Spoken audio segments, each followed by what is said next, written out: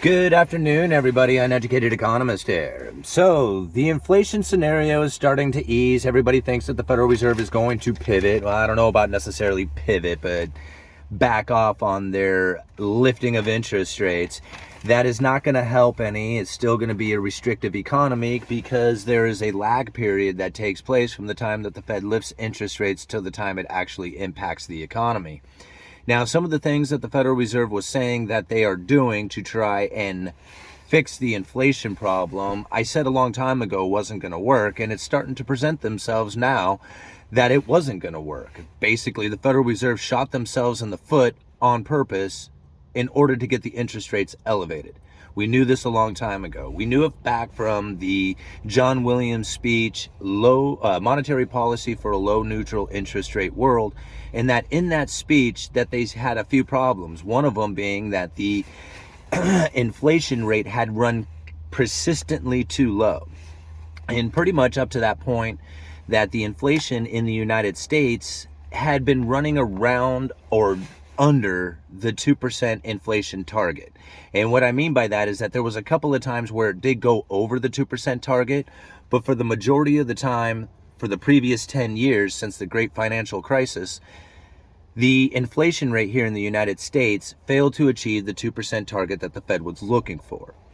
So now the Federal Reserve is going for what they're referring to as an average inflation rate, although nobody is looking at it as an average inflation rate. Everybody is looking at the 2% target.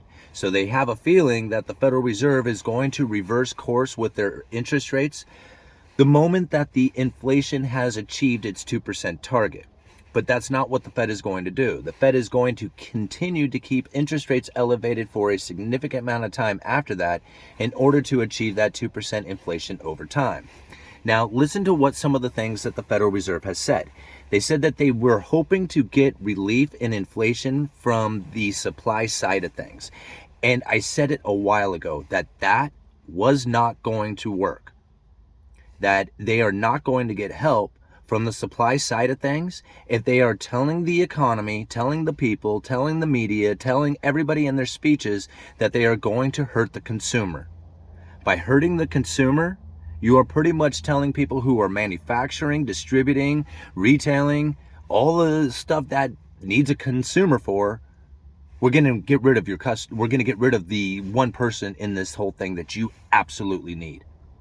So if you are a distributor, manufacturer, retailer, however, in this part of the game, how eager are you going to be to try and invest into that economy when you have the Federal Reserve saying we want to hurt that person that you need? You're not going to want to do it. I mean, it's just plain and simple. You're going to look at that and say, I don't know. I'm just going to produce as little as I absolutely need to or can in order to survive. And because who knows what you're going to do to the consumer? I mean, will I even be able to sell what I produce now? And you can see this particular fear, this fear that they put out there. Like, they didn't tell the manufacturers, distributors, and retailers, hey, you better get scared. We're going to hurt you, right? They was just saying, hey, we want to bring inflation down, so we need to hurt the consumer. We need to bring the consumer down. And then we're hoping that we'll get help from the supply side. The supply side heard this and said, he ain't getting help from me. He ain't getting no help. And now you can see it. Look at the Fed speech that I leave. They talk about plant capacity in that speech and saying that it's not running to, I'm sorry, I don't have the speech in front of me, but it's not running to capacity, right? So basically the manufacturing is like not having it. They're like, we're not in this game. And so the Federal Reserve did this on purpose. And now I know a lot of people would be like, that doesn't make any sense why the Federal Reserve would do this on purpose. Here's the thing. The Federal Reserve really only has one tool that they can use. Now, there's a lot of other tools that they have, but their main tool is interest rate setting. And now, during a recession, the Federal Reserve would typically want to drop interest rates around 5%. That's the Fed funds level. This 5% drop would be enough to get the people of the economy to start taking out loans to buy houses, cars, going on vacation, going out there and spending that money into the economy. Well, over the basically since the great financial crisis, the interest rates at the Fed funds level had hit zero. And when they hit zero, there's no more room. That's it. There's no more room to drop interest rates without going negative. And now a lot of people talk about how other central banks have gone negative. That's true. But those countries did not do very well in a negative interest rate world. And in the United States, although if you account for inflation, we did go negative, but the interest rates at the treasuries had dipped into negative territory. It was at the Fed funds level itself that had maintained pretty much a 0 to just over 0 interest rate. And from that point, the Federal Reserve knew. They said, man, we are stuck. We have no ammo left. If we cannot go negative with our interest rates, and they basically would need a cashless society and digital currency to do that, so it may be coming. But as of right now, there is simply no more room. And that's where the credible threat theory came in. And if you haven't seen the credible threat theory, just go back a couple of videos, we've been talking about that. And this is the jawboning, the forward guidance that the Federal Reserve is using. And it works quite effectively. I mean, they use it even today, even though they said they don't do it. Like, they don't give this forward guidance, this jawboning, this idea of what it is that they plan on doing, even though that's exactly what they do when they're going out there as Fed governors and the Fed presidents giving like interviews on CNN. That's exactly what is happening. Now, it isn't the exact statement coming from the Fed saying this is what we plan on doing into the future, but it is like good enough to move the markets. And that's really what they are intending on doing when they have the credible threat theory, when the interest rates are as low as they are. All right. So the Federal Reserve started lifting interest rates last year. It's a 6 month to around 18 month, but 6 months to a year before those lifting of interest rates starts to impact the real economy.